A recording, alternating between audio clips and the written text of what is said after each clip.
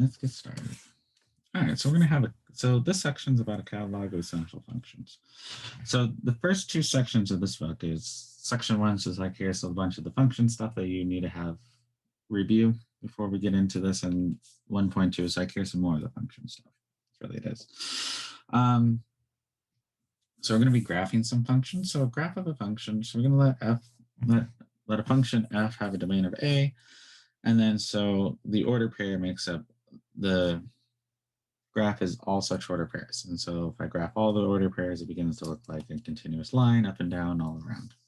So just to get some of the graphs. So here, by plotting points here, if y equals 4, if x is 0, y is 4. Just a hint that these are 1, 2, 3, 4, 5, 6, 7, 8. These are 8 by 8. Just how it tended to work when I was typing up the notes. So, when x is 0, y is 4. When x is 4, y is 4. And so it's always just y equals 4. Okay, so we have this line right here. Here, so if I was going to plot points, how would I do this? Well, if x is 0, y must be 6, right? So 1, 2, 3, 4, 5, 6. So up here. If x is 4, y must be 0. 1, 2, 3, 4. And since I know this is a line, I only need the 2 points. Now, is it always good to graph a line with 3 points? Sure, we'll just test another point. And another easy point to test is if I make x equal to 2, right? Y should be, x is 2, so if x is 2, this gives me 6. So this y should be 3. So 1, 2, 3. Yeah, it's about there. If I drew a line better, it'd probably go through this point exactly. So here's a way to test the line. You should know what these look like, the x squared and x cubed. So x squared, if I plug in a point, 0. If I plug in x equal to 0, y is 0, x equal to 1, y is 1. If x is equal to -1, it's also 1. If x is equal to 2, it's 4. And minus 4. And you should vaguely know this graph. X cubed, here if x is 1, or x is 0, 0. If x is 1, it's +1. If x is -1, it's -1. If x is 2, it's +8. And if x is -2, it's -8. And so it looks something like this. Comes in, comes out, goes back up. This should actually continue this way. Writing on the wrong layer. Let's redraw that on the correct layer this time. And so these should be hopefully somewhat familiar functions to you. Okay.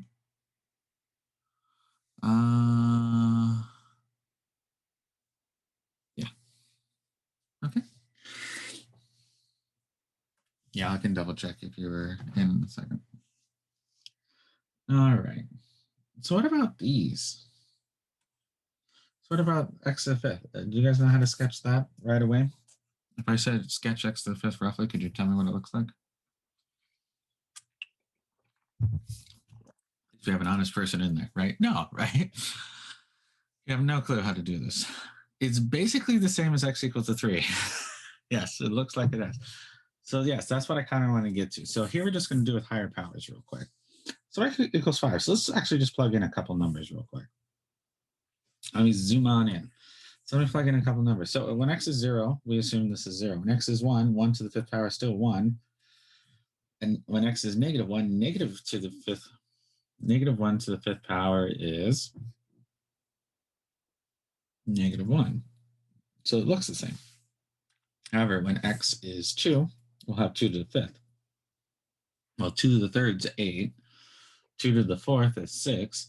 So 2 to the 5th would be like 32. So it's like way out there, right? And so it's just really a whole bunch sharper than this, right? So it just goes, so it just aims faster. Same thing for this x. Here at 0, it's this. And here at 1, it's, oops, I'll make my marks a little less. So 0, 1, and 1.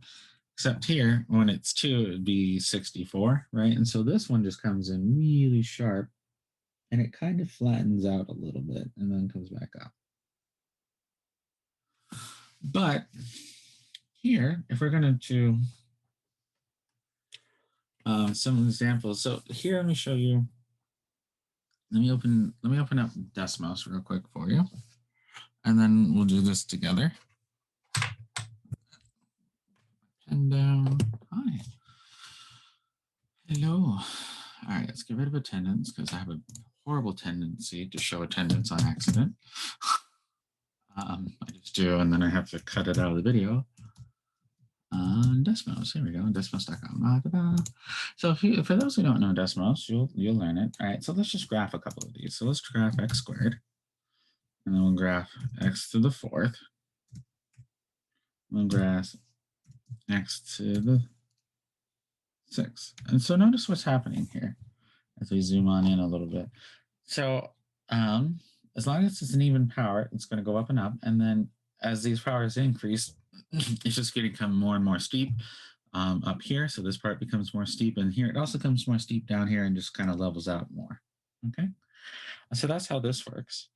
Let's go ahead and switch this to x, and just x just y equals x to the 1. Fine, be that way.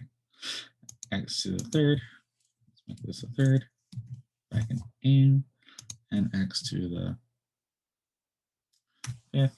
And we'll just do one more just for fun, x to the seventh. And so what happens here is these all look like this, right? They all look like this loss curve.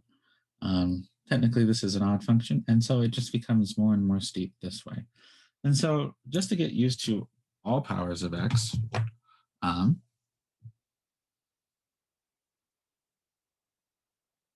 it's fine to draw without the grid lines. And so for even powers like x squared, x to the fourth, and x to the sixth, they're going to come, they all look like this. They're all going to go through the point, and they're all going to go through these points, this point, this point, and this point. In fact, let me just do a different color just for fun. Let's do this one in red. And so this will come in a little bit sharper, come in and be a little bit more flat, and come out and go like this. Okay. And we'll do the same thing here. So we'll have x, which is just, hold on, I think I can cheat this one. Oh, nope, nope. Undo. Touch. Then hit this button. Nope, this button. Look at that. Perfect. X cubed, which will look like it'll come in at the ones and hit out there. But notice they always hit these points. They're always going to go through these points no matter what it is. And then we're going to do, I don't know, let's just use brown because I have it up. Do I have a green up? Of course I don't have a green up. I want a green. I want green. Thank you. X to the fifth. And here, just be really sharp. And it'll come in sharply and go out sharply. Okay, so that's basically what I get. So now you can kind of see what all the powers of x are, right? So if it was even, it's going to look on this side. If it's odd, it looks over on this side, and it just becomes more and more sharp the higher you get. So even if we went, well, let's just go a little bit crazy, right? So if you're going to guess with all this knowledge, if I type in x to the 70th, you would suspect it'd look like that, right? If I said x to the 111th power, you suspect it would look like that, right? Oops, there. In fact, at this point, it almost looks flat, right? So here you can easily understand any power of x. And so it just always follows these rules. Okay, so let's do these ones. So we'll sketch this. And so let's go back to the blue.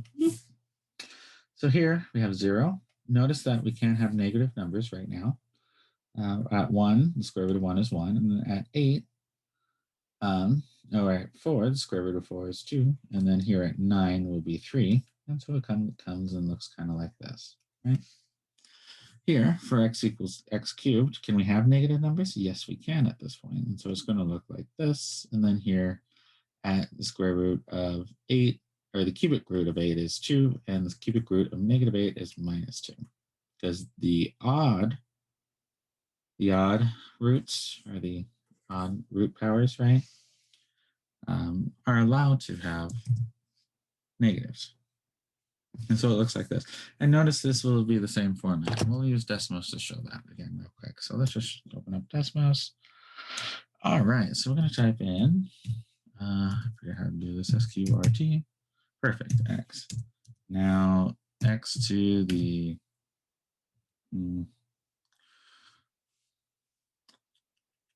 SQRT bracket 4. Does it know how to do that? No. I'll just cheat and do it this way.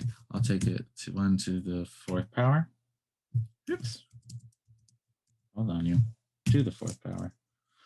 Oh, you're going to hate me today. 1 divided by 4. There we go. No. Yes. I'll get rid of this. And so it's another way of writing the 4th root. So for even roots, it's just going to be more and more flat. And then for odd roots, x to the 1 divided by 3. Oh, good. I don't have to be that precise. X to 1 divided by 5.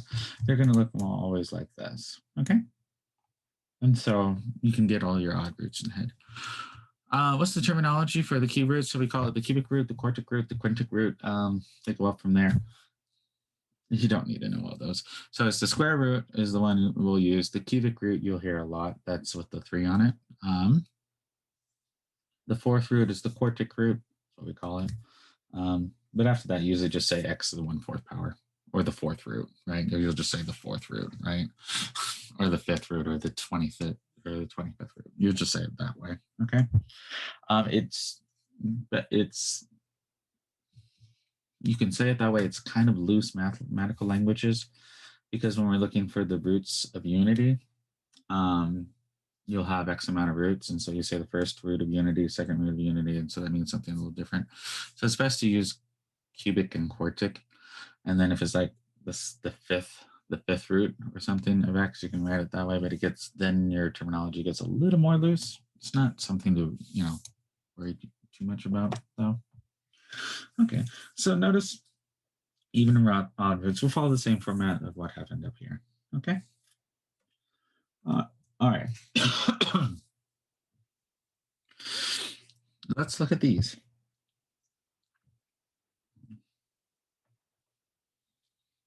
All right. Let's look at these. All right. So here, how many of you would feel comfortable graphing 1 over x or 1 over x squared without a calculator or anything? If I just said go ahead and graph it, how many would you feel comfortable about it? Nope. Oh, good. I was like, is this section super necessary? I guess it is, right? That way you get used to what these functions are. So let's graph a couple points, and then I'll show you in Desmos. And these follow the same even and odd power rules, and I'll show you that. So here, if I have 1 over x, well, if I put in 0, I get nothing. So this is an asymptotic line right here where it's just not in the domain. If I plug in 1 over 1 is 1. If I plug in -1, 1 over -1 is -1. If I plug in 2, 1 over 2 is a half. And then it kind of just goes down from there, kind of flattens out. If I plug in a half, I get 2. If I plug in a third, I get 3, right? And so it just kind of looks like, if I don't miss terribly, kind of goes like this, and then it kind of comes in, out, comes back out, and then oops, like this. And so it kind of looks like this. Same thing for the square root. So at 1, it's still 1. At -1, it's still 1. If I plug in 0, I cannot have that. So I have an asymptotic line right here. Here, if I plug in a half will become 4, right? And here, if I plug in 4, I get a 16th, right? And so this just becomes, so it looks like this, and then this one looks over like this. Okay. So let's look at it actually in Desmos, because it'll graph it a little bit, and I can get a little bit more closer in. All right, so we are going to graph 1 over x right now. So 1 over x, let's get rid of this, looks like this. This is a more clean version of it, right? Goes through the point 1, 1, and 1, -1, and then there is nothing that will go through this point. If I type in 1 over x to the x cubed will it'll look the same. So even here, just it's a little bit more sharp, right? And that's usually the thing. If you want to take something out generically, things get more sharp. The larger the power, and they'll obey the even and oddness. Now let's look at the even ones, right? So we'll go ahead and swap this to squared. And we'll go ahead and hide these two right now. So it just comes up and shoots up like that. We'll do 4 and we'll do 6. And we'll just show these. And so notice how this becomes more sharp and more sharp, but it still just always kind of goes up in that motion. Okay. So here are the other two functions. You get used to these. So we have the greatest integer function. I know this as a different one. So let's actually crunch through this, right? Your book shows this to you. I'm pretty sure it uses it the same way as the 127. I do want to double check all this on because I don't trust myself. So it's the greatest integer less than or equal to that. Is that? I've seen this thing defined so many different ways, and I didn't triple check, and I should have. Where is this greatest integer function?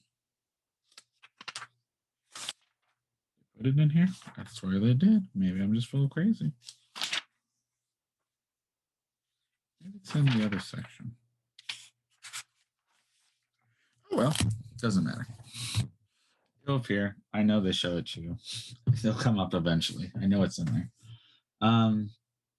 So the greatest integer is the greatest integer less than or equal to this x, right? So here, if I say 0, the greatest integer that is less than or equal to 0 is 0, right? If I say 1, it's going to be 1. If I say 0.5, right? So if I take the greatest integer of 0.5, well, the greatest integer that is less than or equal to that is 0, right? If I said 2.5, the greatest integer that's less than or equal to that is 2. If I say negative 1.5, the greatest integer that is less than or equal to that is minus 2. So basically what this does is draws a little line, comes in right here. So let me zoom on in. Let me zoom on in so I can draw this a little better. So it starts here, goes here. And so this is the greatest integer function. I know this as the floor function. Basically, it just dumps off. I just know it as the floor function. It's the same thing, right? The other one is the ceiling function where you go up instead of down. And so it's just this thing. Now notice that this function is still a function, right? If I go through any point, I still only get, if I do vertical lines, I'm only getting 1, right? It's still a function. But notice how many points of discontinuity it has. An infinite number, right? Well, it's countably infinite, but there's still an infinite number. And so this is one of those weird functions your book uses all the time because it's good to explain problems in calculus. So, and go through it. And here, over here, we'll just sketch this function real quick. So let's look at this. So if we have x squared, and x is less than or equal to 2, so it's 1, 2, 3, 4. So x squared. So at 2, it's still that. Here, it's still here. Here, we still have here, here, and here. And so when x is less than or equal to 2, which is a piecewise function, you define it up to here. And then here, when x is greater than or equal to 2, so this is a solid dot, we're going to have the following function. So x minus 2. So this is minus 2. So 1, 2. So at 2, it's 0, but we don't include that. So we have an open dot here. Then we start here and we just go, and then it's just a line with the slope of 1. Shift. There we go. And so this is how you graph piecewise functions. So just basically you graph both the functions in your head, and then you just, so if you're going to do this kind of, how I kind of roughly show how to do this in my head. So I just graph this function here, and I graph this function here. And then I'm like, okay, well, I need to get rid of all this part of it because it's not defined. It's only defined from 2 there, and all this part because it's not defined past 2. That's what you do in your head, right? So yeah, all these are open dots. All these are open dots. So it's for this figure, let me just be real clear. This is a closed dot at 0, goes all the way to 1, becomes an open dot. It's a closed dot at 0, comes all the way to 1, becomes an open dot. Okay.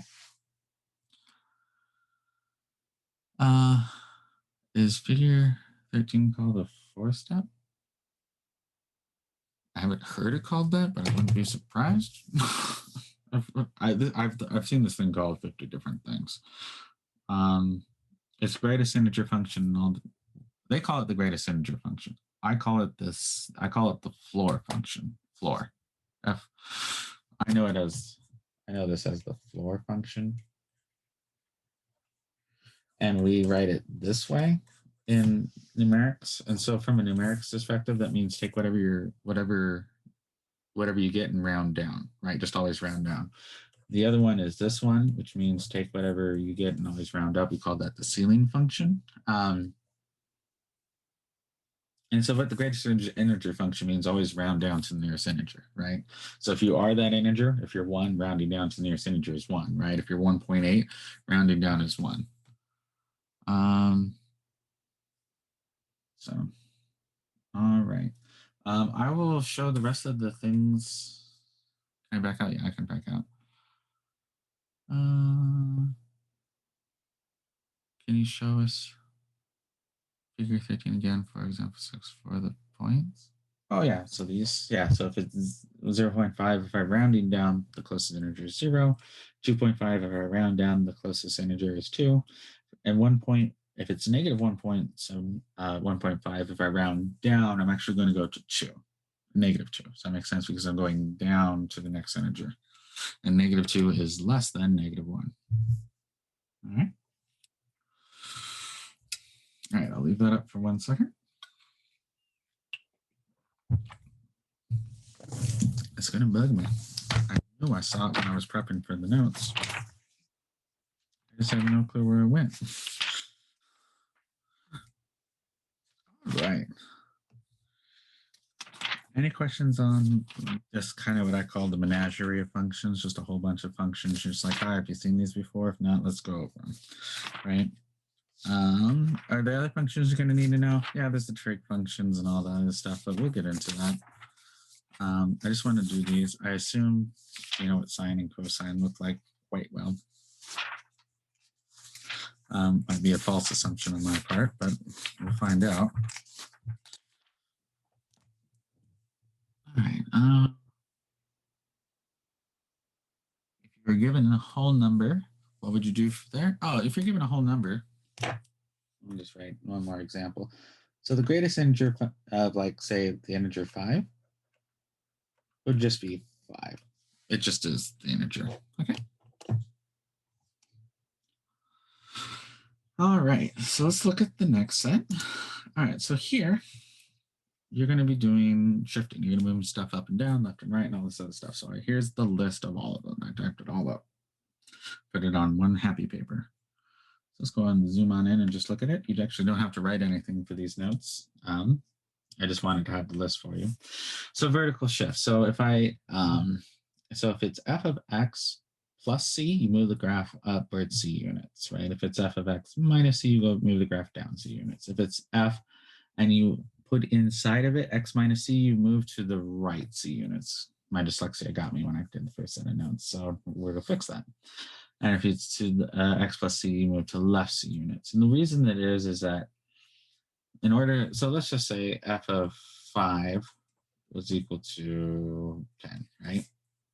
But now if I say f of x minus 3, right, in order to get to 10 again, what must x be? Well, x must be 8, if I could do math, right? Because then we'll get back to 5. And so it needs to be 3 units more to the right. And so when I'm minusing a number, horizontal tends to go the opposite the way you think it does. And so you need to move 3 units to the right because I need to be 3 units higher in order to get the same result. Reflections, if I take the negative, we flip it across the x-axis. And then if I take the negative, I'm going to flip it across the y-axis. Basically, this means you're just running the function backwards. And this is taking whatever output you get and flipping it. And so this will be across the x, across the y. Vertical shrinking, stretching, shrinking. So if so this graph if C is greater than 1, you're going to be stretching it by a factor of C. And if it's less than 1, we're going to shrink it. Notice we're going to say C is strictly greater than that, because if it's negative, we'll just say that's a reflection and then a vertical shrinking. We'll split it up. And if I put it inside, we're going to shrink it if it's large and then stretch it if it's small. So it's the opposite again. Okay. All right, what we got? Floor and ceiling function, don't worry about. We're not going to cover that. So negative numbers would be rounded up. Yes. So -2 is less than -1. So you go, technically you're rounding down. Yes, the chat is correct, right? So if it was negative point, oh yeah. Okay. Is that an 8? Yeah, that's an 8. This is an 8. Oops. Yeah, this is an 8. Okay. All right. Because 8 minus 3 would give us 5. And that's why. All right. So let me just export these real quick. As quick PNGs. Yep. Save them. And if I export these, that way I have them for my records later. And then I can open up the last two. I can open up another set of notes.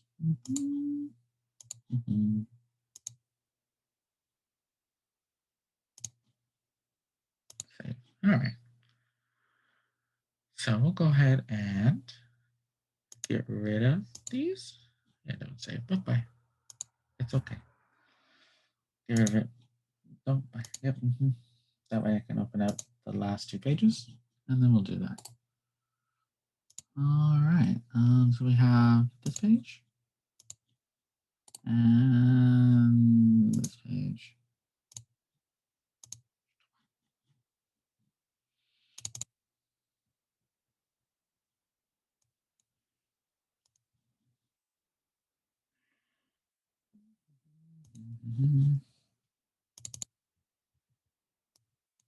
All right. Let's zoom on in. So let's actually do some of these. So there's an order to all this madness. Let's see if I remember it. Man.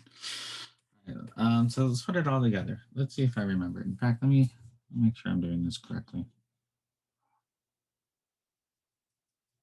There's an order to it, and I think it's in the order I presented. I'm not 100% positive all of a sudden. I think I would be. Yeah, I think I would be. Let me double check it real quick, because I do not want to lie to you guys.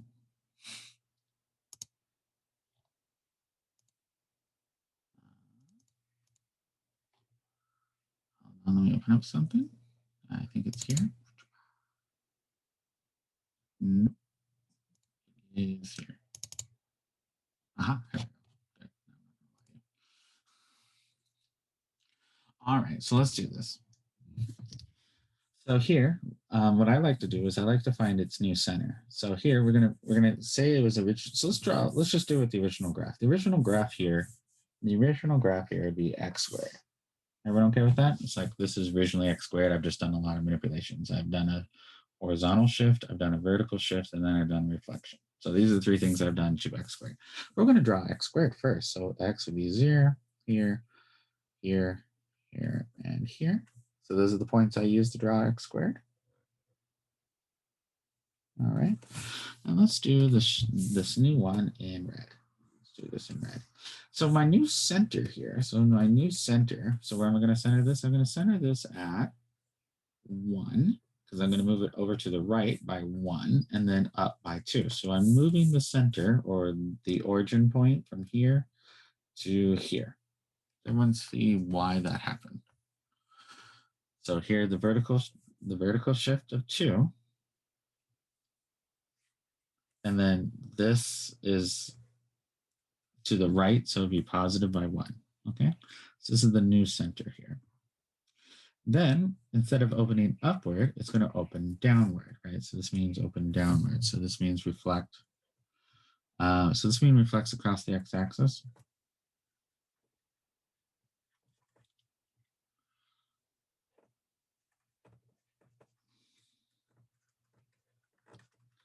And technically, that's the first thing you do. So the first thing you're going to do is flip it across the x-axis, and then you're going to move it up and over. And so it looks like this. And I will redo these on Desmos to show you. In fact, let me do it in Desmos so I can show you what's going on. Desmos, come back. Hi. Bye and bye. All right, so we're going to start with x squared. And then we're going to slowly manipulate it. So we're going to take x squared, we're going to make it minus x squared.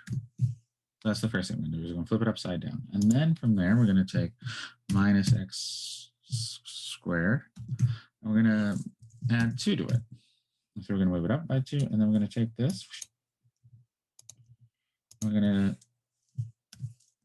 minus the 1, move it over. And so basically, let me clear this up and so make this real easy to see. We're going to take this, and then we're going to flip it over like that. Then after we flip it over, we're going to move it, we're going to move it up 2 like this. And I'm going to move it to the right 1 like this. And so we get our final graph there.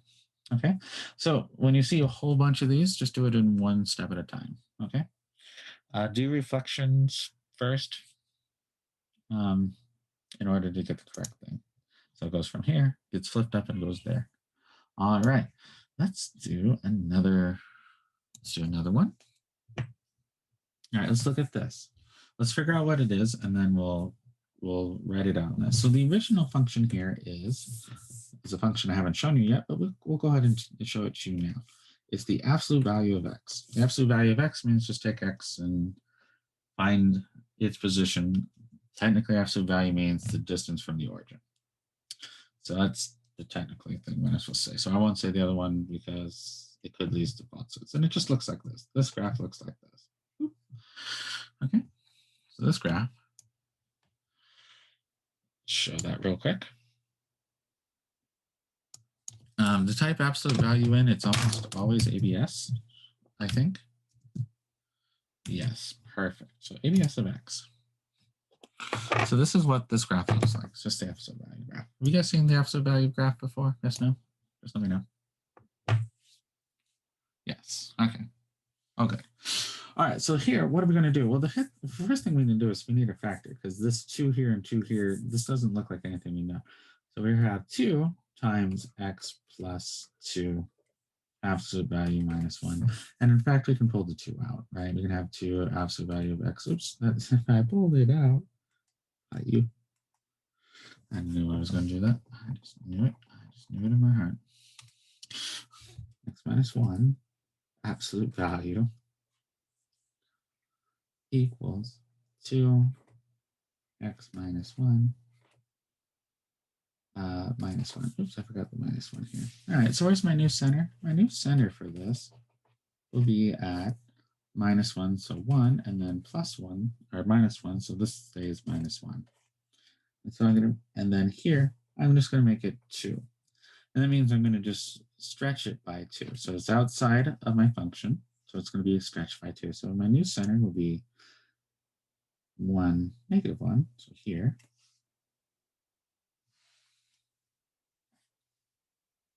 And so let's build this up one step at a time as we did before, and then I'll graph it with you. All right, so here, the first thing we're going to do is we'll put in 2 times ABS of x. So all that does is just stretch it a little bit. And we're going to take this, we're going to take that, we're going to add the minus 1 this time, which will just, oops, move it down 1. I didn't move it down 1. I moved it up 1, didn't I? Yes, I did. Should we over 1, down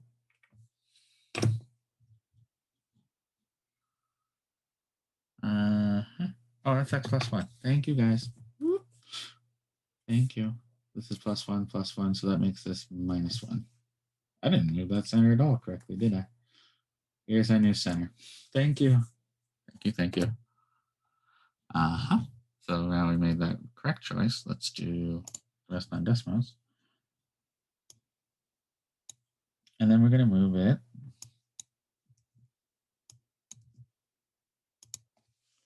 minus 1. Oh, I'm still putting -1. Hello.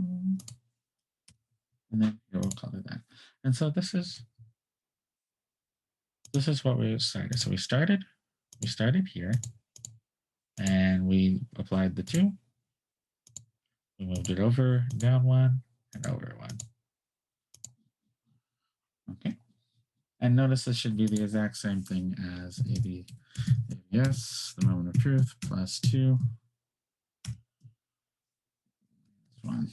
And notice that these 2 are indeed the same. So we'll graph that in. Here, let's do this in red again. So it starts here. Instead of going over 1, down 1, we'll go down 2. So here and here, and then we just draw this in. So that's how you do transformations.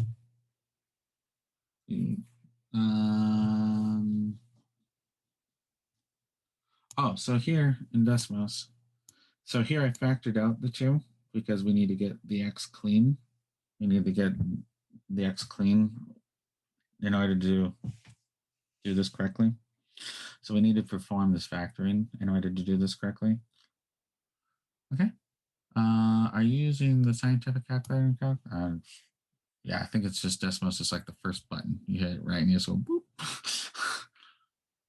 Okay.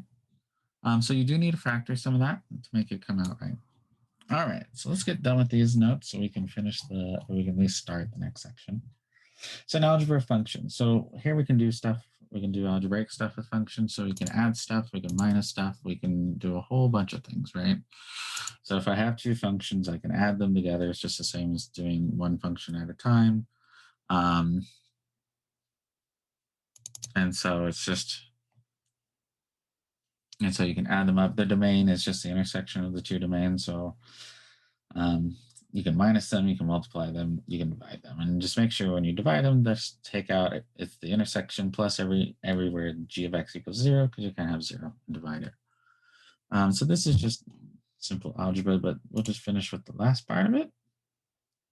We'll just finish the last part right here. And it says let f and f be functions. So we're going to draw. So here we're going to do composition. So oops, hi. That is not zooming in where I want it to. Ta-da. Here we go. So we're going to do composition of functions. So f composed with g is not fog, but it's f composed of g. This is like a tiny little circle, not the letter O. It's the same as f of g. And so if we did our little, oops, I'm still in red. Let's go back to blue. Let's go back to blue. So here if we have x, we put it into our little machine of f, it pumps out. I do this in the right order. G, it'll go in G first. Sorry, it goes into G first. So F goes into G and we get G of X. And then we're going to put that into F, the little machine F, and that's going to pump out F of G of X. And that's how you say it. The arrow diagrams, basically here, if I have something here, I'm going to take X, I'm going to, by some function G, hold on, we'll look that as not G, I'll take it to G of X. Sorry, that's hard to read. And then this is going to be sent to a different thing, which will be F of G of X. And so this is the arrow diagram. So I'm going to take it from one space, move to G of X, and move to there. How does this really work in practice? So let me do this one for you. So we're going to write this is the same as F of G of X. I almost always write it this way, so I know what I'm doing. What's G of X? This is G of X. And so we're just going to say this is equal to F. We're going to plug in what G of X is. So it's X squared plus 3. And well, here, we take everything we see here, plug it in where we're seeing X. And so this is going to be equal to the square root of X squared plus 3. Okay. Here, can we do the opposite? Sure. So here, G of F of X will be G plug in F of X. So F of X is, so this would be G plug in the square root of X, because that's what F of X is. plug that into G. So I have the square root of x squared plus 3. And go ahead and leave it like this. Now, you say, well, don't those two cancel? They do, but things get funny in the sense that, isn't this just x plus 3? Yes, but the problem is that you could not plug in a negative number into here, right? So leave it like this, or if you write this, you have to say x is strictly greater than 0. Or it has to be greater than or equal to 0, because you'll have to make that caveat because everything else got thrown away. Okay, so I would leave it here, seriously. Can you do a function composed with itself? Sure. You can have g of x. Hi. Why are you getting all slow and silly on me, Mr. Computer? So g of x is the same thing as saying g of x cubed. Oops, not x squared plus 3. And then here, if I plug that in everywhere I see that, so I'll have x squared plus 3 squared plus 3. And if I crunch through that number, that becomes x to the 4th plus 6x squared plus 12. Oops. That's if you just crunch through it. Can we take f of x? Sure. Here we'll have f of x. And this is equal to f of the square root of x. So it would be the square root of the square root of x.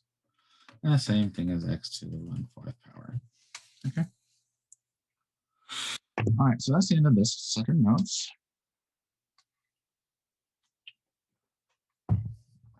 It took a little longer than I hoped, but I did write quite a bit of notes.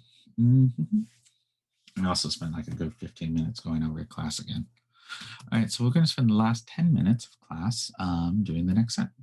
So let me open that up. We'll probably only get like 1 or 2 pages in, but let's do it. For the absolute value, I have 1 question. Go for it.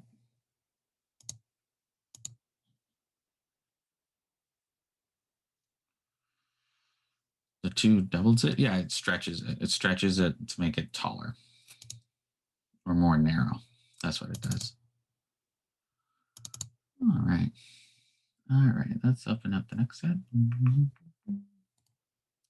We can probably just get to at least. Oh, did I draw it upside down like a doofus? I probably did. Hold on. I drew it upside down like a doofus, didn't I?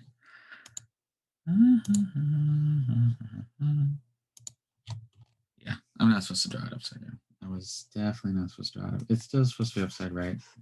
I'm sorry. You were absolutely very correct on that. It was correct in Desmos, and then I just didn't draw it right, did I? Hold on. There we go.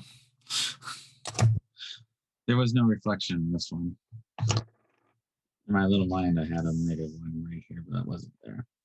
So thank you. Yes, that is correct. Do it this way.